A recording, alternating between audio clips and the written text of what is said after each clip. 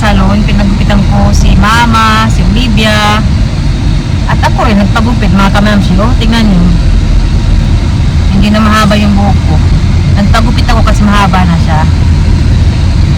Ayan, diba? Si Olivia rin. Olivia! Si Mama dapat papakulayan ko siya kasi may mga ano na marami ng uban. Ayaw ni Mama. Nangihinayang daw siya sa ibabayad ko. Sabi ko, okay lang yan, Mama. Ayaw, hindi ko na pinilit kaya nagpagupit na lang siya.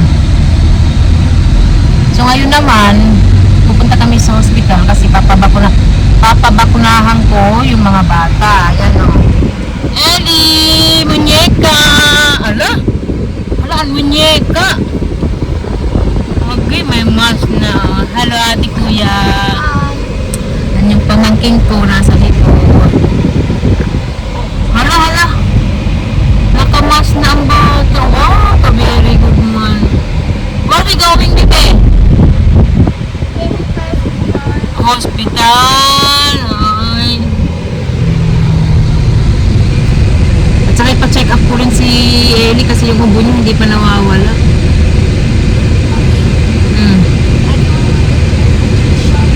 Yeah.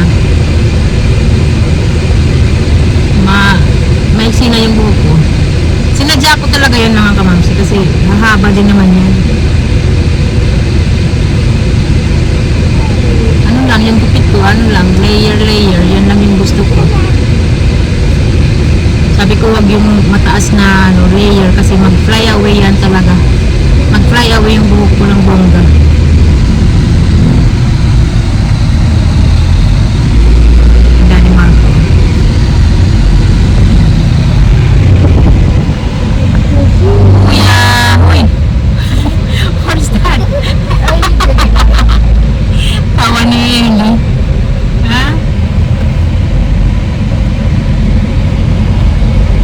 Nandito na kami sa hospital.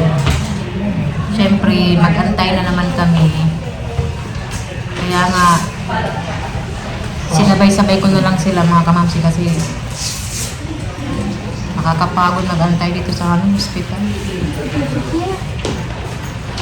Eh, sit down. Come on. Tingnan nyo, Elio. Ayun na, nahulog na yung biscuit pa. Sit down. Ulit na eh, patuti mga kamamsi.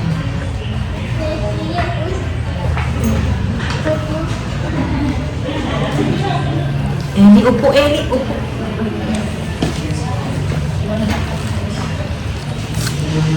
Ayan, Redisco, crackers, paborito nila.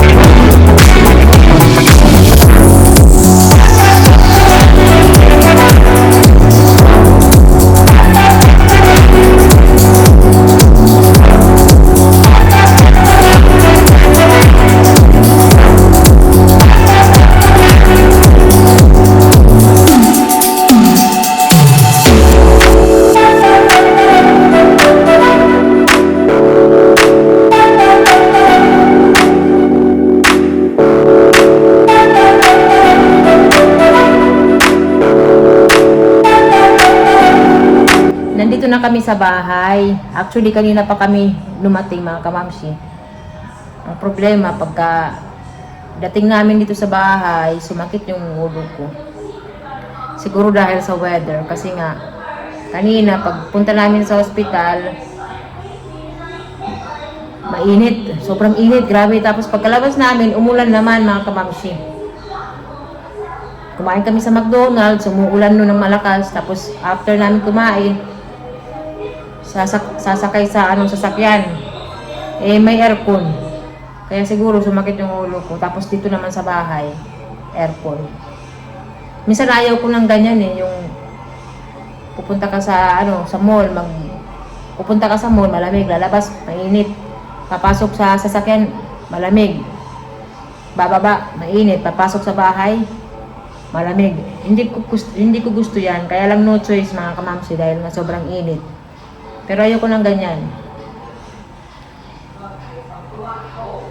Kaya siguro masakit yung ko, yung ulo ko, mabigat sa katawan. After namin sa Boracay talaga, na mabigat na yung katawan ko, pati rin si Daddy Marco, may pa rin siya nararamdaman. Aalis pa naman kami mga kamamsi. After ng Boracay, pupunta kami sa Bohol. Pero ngayon, kasama na yung mga bata. Kasi nga, bakasyon na nila. Wala na silang pasok. May nabasa pala ako na nag-comment na bakit may pasok pa raw yung mga bata. Kasi mga kamamsi, iba yung nila. School. Nasa sila, international school. Kaya iba yung bakasyon nila. Hindi parehas dito sa Pinas. Ang bakasyon nila, parang parehas din sa Europe. Kasi ngayon sa Europe, bakasyon holiday. Kaya sila late pag bakasyon. Yung sa atin ba dito sa Pinas, di ba bakasyon natin April, May. May pasok pa yun sila Jamie. Ngayon wala na, bakasyon na sila. Kaya ayun nga, pupunta kami sa Bohol mga kamamsi. Magbabakasyon kami. Pasyal kayo namin sa Bohol. Kami rin syempre, magpasyal-pasyal kami sa Bohol. Magbabakasyon ang buong pamilya. So, ayan. Abangan nyo yan mga kamamsi. Tatapusin ko lang yung video dahil magluluto ako para kami ay matulog ng maaga. Dahil nga kanina diba, nasa kami hospital. And pala, yung nabakunahan lang pala kanina, si Jamie lang at saka si Olivia. Muntik ko nang makalimutan. Kasi nga si Ellie, dapat babakunahan din yun. Kaya lang, may pa siya, may ubo. Naggagamot pa si Ellie. Kaya si Jamie and Olivia lang muna ang nabakunahan. Isa rin yan sa dahilan bakit pinabakunahan ko na sila. Kasi nga, aalis kami. Pupunta kami ng Bohol. Actually, yung mga bata, may mga bakuna yan sila sa Switzerland. Ang problema kasi, nandito na kami sa Pinas. Iba ang mga, dito, iba yung mga sakit, iba rin yung mga bakuna nila. Kaya pinupunan lang mga kamamsi. Yung iba naman, may parehas naman na mga bakuna. Same sa Switzerland, saka dito sa atin. Yung mga iba lang. Medyo marami-rami pa rin kulang mga kamamsi, magastos. Ang mahal ng bakuna. Hindi pa naman yung kasali sa namin insurance. Kami ang nagbabayad. So kaninang binayaran namin sa dalawa, 9,000. Dalawang bakuna na yun. Flu at saka typhoid fever mga kamamsi. Sa Ellie naman, isa na lang yung sa kanya this year. Kaya lang, hindi muna tinuloy kasi nga nagagamot pa si Ellie. Binigyan siya ng gamot sa kanyang ubo. Baka sa na lang, pagbalik namin sa Bohol, ipabakuna ko siya. Magastos yung bakuna mga kamamsi, pero ayun, no choice din. Kailangan din namin gawin para sa mga bata.